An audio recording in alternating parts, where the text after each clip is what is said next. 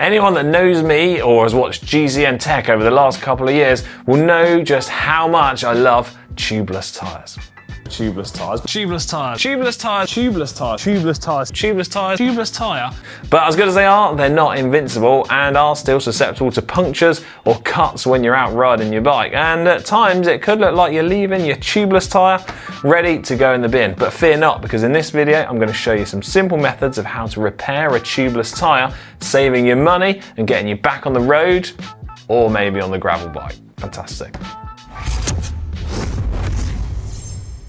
So this tyre is one I had fitted to my road bike in the summer. However, after just a couple of rides, I punctured it and the hole was significant enough that my tubeless sealant didn't seem to want to plug the hole. So instead of chucking it away, I kept it safe in the knowledge that hopefully one day I'd get around to making this video. Now the best bit about this is that the methods of how to repair it are going to work for your road bike tyres and for your gravel bike tyres too. Bonus.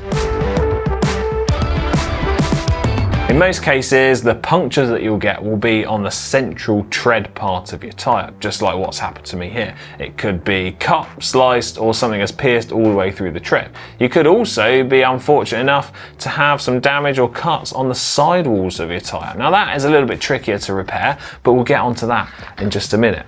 So, most importantly, what are the parts which you're going to need to do this job? Well, first up here, I've got some self-adhesive inner tube patches. I've also got a large sheet of inner tube patch material, which I could then cut to size depending on the damage to the tyre. Got a small section of sandpaper to rough up the inner surface of our tyre.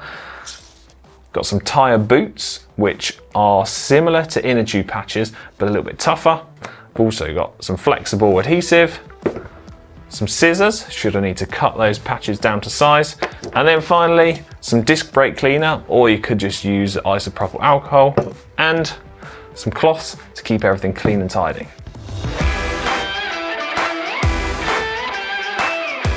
First step of the process is to locate the hole or the puncture site in your tyre. This should be quite simple if the hole is significant enough, pretty easy to find, such as the case is in my tyre here. However, if you're struggling to locate the puncture site, simply pump your tyre up, get some soapy water and put it all the way around the surface of the tyre, and then you'll start to see the air bubbles escape from the tyre, and then you can mark it up and just keep a point of where it is.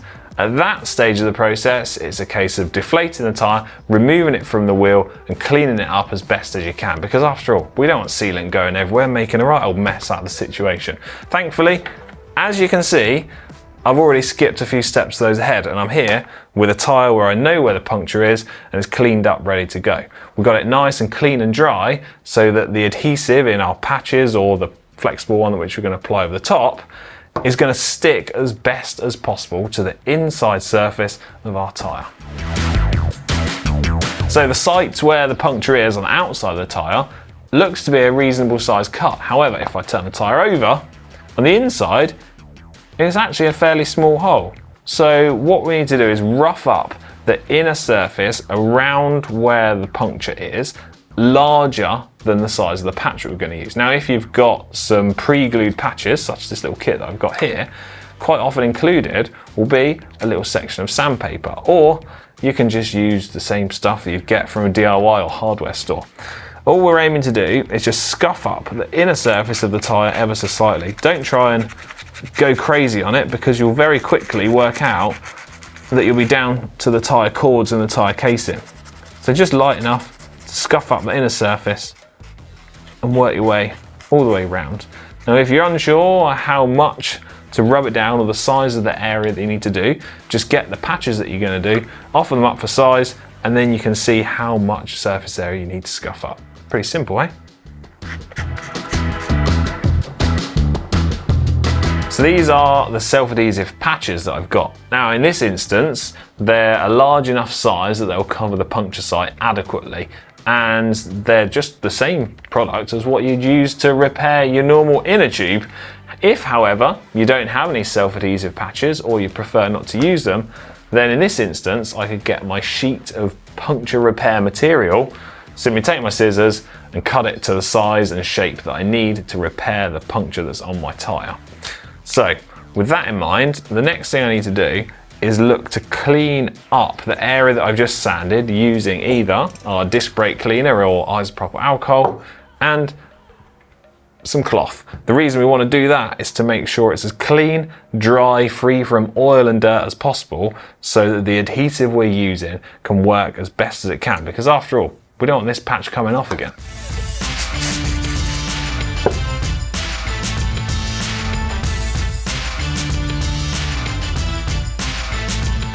We've got our puncture site cleaned up, ready to go, it's roughened up. Now at this stage, we're just going to have to get a tyre patch like this, carefully peel it off of the backing paper, trying your best as possible not to touch all of the adhesive.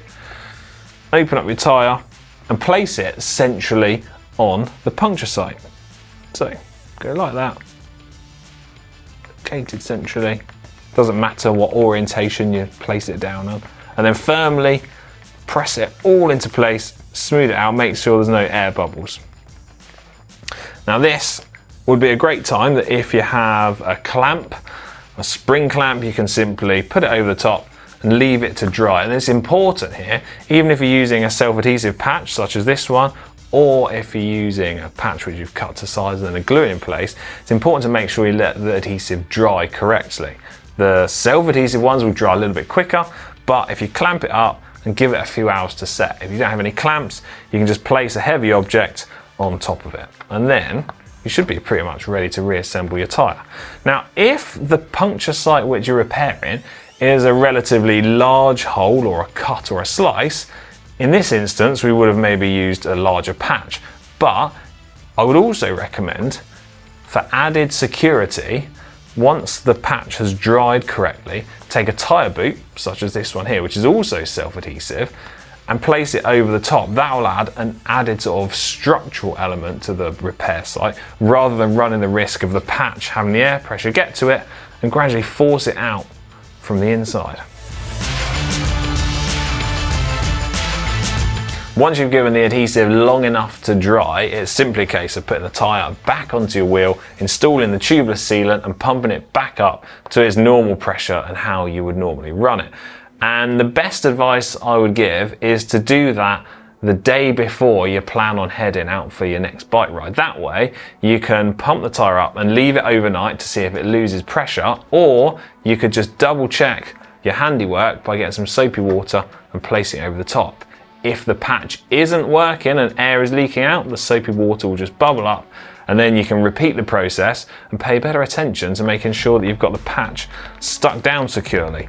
Now, if the puncture that you've got is located on the sidewall of your tyre, it can often mean that the tyre is irreparable and you're going to have to chuck it in the bin, because the sidewall is particularly thin and tricky to repair. Now, if the damage or puncture on the sidewall of your tyre is a slice or a particularly large hole, then chances are, I think, in order for the safety and structural integrity of your tyre, you might well have to put it in the bin. However, if you're really persistent and you want to eke a last little bit of life out of your tyre, perhaps until a new one turns up in the post, there is a way of repairing it. So, at the point of having cleaned the tyre up, if you've got some thin nylon thread, you could actually put a couple of stitches over the little slice on the sidewall. Now, this is a repair which I would suggest is only really suitable for a lower pressure, higher volume gravel tyre, because you can stitch it up and that will help hold that slice together, and then it's a case of repairing it on the inside of the tyre in the same method that we've just spoken through here, using your inner tube puncture repair patch.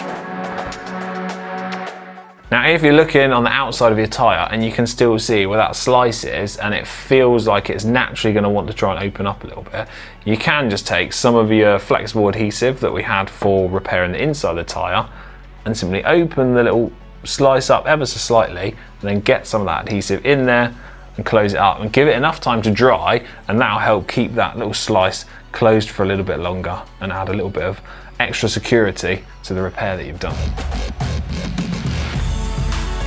So there you have it, one tubeless tyre repaired, meaning that you've hopefully saved yourself some money and eked out some extra life from your tyres. Now, I hope you have found this video helpful and informative. If so, give it a big thumbs up and let me know in the comment section down below. And to make sure you see more bike maintenance and tech videos just like this one, subscribe to GCN Tech and turn on your notifications. Oh, and also, if you're sat there thinking whether I should just comment down below, why don't you just use inner tubes, it's way easier. Well, yeah, go on, comment down below, see if it bothers me. It probably would bother me a little bit.